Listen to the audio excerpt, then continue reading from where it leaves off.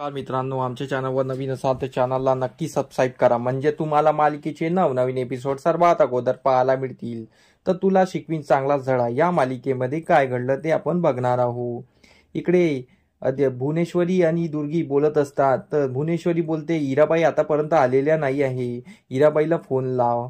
तर दुर्गी बोलते, ती काही येणार नाही, मला वाटत नाही. तर भुवनेश्वरी बोलते, नाही, ती पैशाची खूप भुकेली आहे, ती येईलच. आणि तेवढ्यात ती इरा धावत धावत येते आणि दुर्गी बोलते, वा ताई, तुला बरोबर माहित आहे ही पैशाची भुकीली आहे, धावत धावतच आली.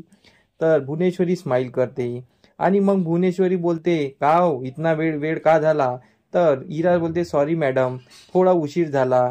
तर भुवनेश्वरी बोलते, थोडा नाही, 1 तास उशीर झाला. तर मग इरा कारण सांगते. इरा बोलते, मला घरचे कामं होते म्हणून. तर भुवनेश्वरी बोलते, घरचे कामं सोडा, पहिले आमचं काम इम्पॉर्टंट आहे, ते लक्ष द्या. तुम्हाला याच्यावर साईन करायची आहे अक्षराच्या, तर हे तुमचं दुप्पट काम आहे, म्हणून मी तुम्हाला बोलावून घेतलं होतं. आणि मग ती डॉक्युमेंट देते आणि त्या डॉक्युमेंटवर अक्षराच्या सही करायला लावते. तर दुर्गी बोलते, हिला येणार का सही? तर इरा बोलते, का नाही येणार, मी ताईच्या बँकेमधून मीच साईची सही करून पैसे काढत होती आणि मीच सर्व करू शकते, मी ताईची हुबेहूब सही करू शकते, कारण की ताईलाही अशी सही जमणार नाही. तर ही इरा त्या डॉक्युमेंटवर सही करते आणि वकील ते डॉक्युमेंट घेतात. तर मग ही भुवनेश्वरी बोलते की वकील साहेब, आता हे डॉक्युमेंट लवकरात लवकर मास्तरीनबाईकडे पोहोचायला हवे. तर वकील बोलतात, हो, पोस्टाने पोहोचायला वेळ लागेलच. तर ही भुवनेश्वरी बोलते की नाही, तुम्ही by hand, hand to hand द्या. तर वकील बोलतो, ठीक आहे, आणि वकील निघून जातो. इकडे चारुवास आणि आजी बोलत असतात. त्यांना वाटते की अक्षरा घरी येणार आहे. इकडे ऑफिसमध्ये ओमक्या आणि अधिपती आणि शिवानी बोलत असतात. तर अधिपती लाजवून जातो. तर ओमक्या आणि शिवानी अधिपतीला चिडवत असतात आणि बोलत असतात की तुम्ही वहिनीला लवकरात लवकर भेटा आणि एका लंब्या टूरवर जा.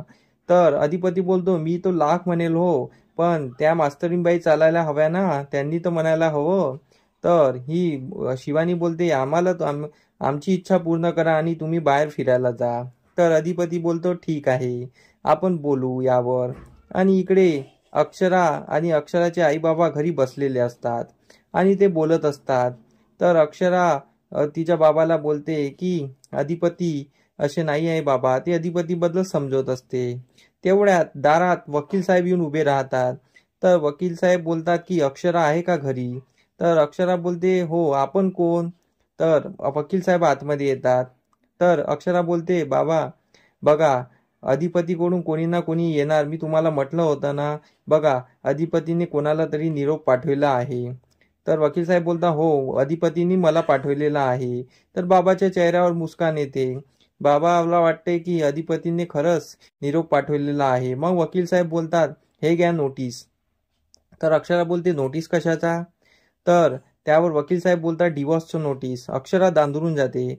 अक्षरा बोलते, असं होऊच शकत नाही, अधिपती मला नोटीस पाठवूच शकत नाही आणि ह्या नोटीस मी स्वीकारणार नाही. वकील साहेब बोलतात, मी कशाला खोटं बोलू, आणि अधिपतींनीच मला सांगितलं आहे. तर यावर अक्षरा बोलते, तुम्ही खोटं बोलताय, अधिपती असं कधीच करू शकत नाही. तर वकील साहेब दांदरून जातात. अक्षरा बोलते, बाबा आई, हे नोटीस कोणी घ्यायचं नाही. तर अक्षराचे बाबा बोलतात, शांत कर, शांत ठेव. तर अक्षरा बोलते, मी शांत राहणार नाही, तुम्ही यांना घराच्या बाहेर काढा आणि मी नोटीस घेणार नाही.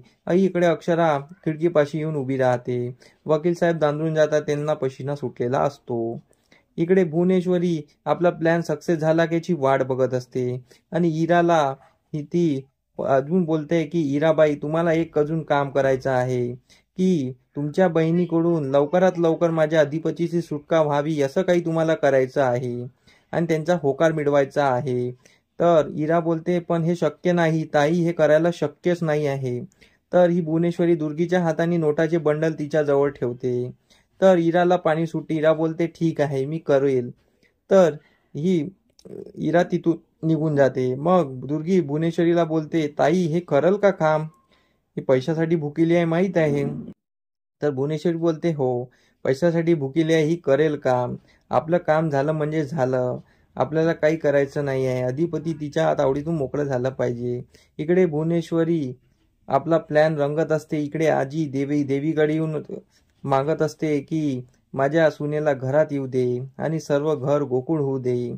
आणि इकडे असा एपिसोड आपल्याला बघायला मिळणार आहे की ह्या वकिलाने आणि इराने आणि भुवनेश्वरीने मिळून हा रचलेला डाव अक्षराच्या लक्षात येईल का किंवा अधिपतीच्या लक्षात येईल का, आणि आलाच तर ह्या भुवनेश्वरीचे काय हाल होईल, अधिपती भुवनेश्वरीचे काय हाल करेल हे आपल्याला समोरील भागात करणारच आहे.